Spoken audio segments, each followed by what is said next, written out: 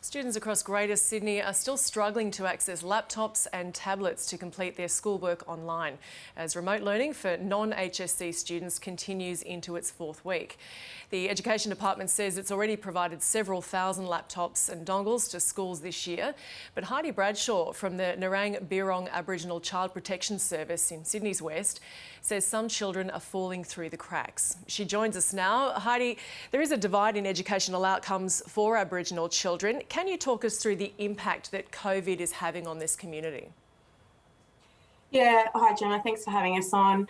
I guess when we look back at statistical rates for Aboriginal children outcomes, educational outcomes in general, we've got a 10% less attendance rate in schools than non-Aboriginal children. We've got a graduation rate of 65% from high school versus 89% of Aboriginal kids. And statistically speaking, we only make up 1.3% of the university student population. So our outcomes for education are challenging at best.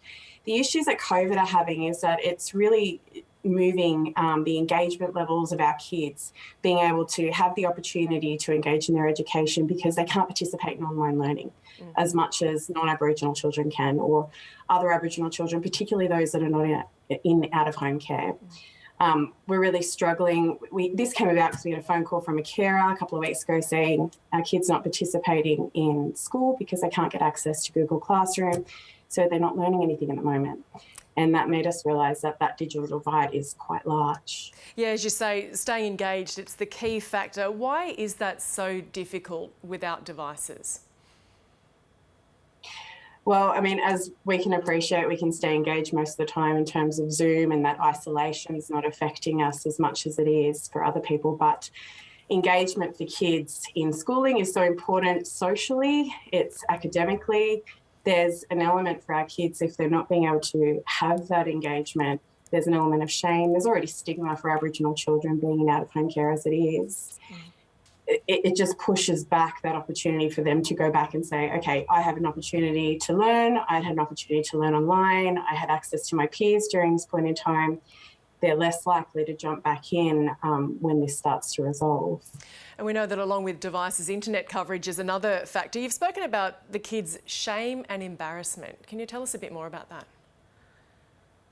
Well, again, we know that outcomes for Aboriginal children is less. We know that statistically, Aboriginal children, we make up a large population of children in out-of-home care. We already have, you watch a movie and you'll see foster care in a movie, and it's highlighted that, you know, foster kids don't have great outcomes and they always have a terrible time in care. Our children are going to school and they're having challenged by that stigma of being in care on top of being Aboriginal, knowing that our outcomes aren't as equal as non-Aboriginal people. So they're already wearing that stigma on top of being a child. And have you received support for the students affected by this? Look, in terms of the Department of Education, we have not as yet. We wanted to challenge this and start to try and get the devices ourselves. We know that it's not easy for the Department of Education to be able to have access for every child right now who's homeschooling. So we took it upon ourselves to start a laptop drive out there in the community. We have had some success to date in terms of having some donors come forward and having some corporates on board to be able to say, look, we've got these laptops in our offices and they're not doing anything. So instead of just recycling them, we'd like to give them to an Aboriginal child in out-of-home care so that they can participate in homeschooling. We're hoping to keep that ball rolling, and if we get enough of these laptops, then we're able to distribute them out to other Aboriginal children who are in disadvantaged situations in lockdown and potentially across the state. That's our aim. We want to close that gap. I mean, it's 2021. We shouldn't be facing these issues. Yeah.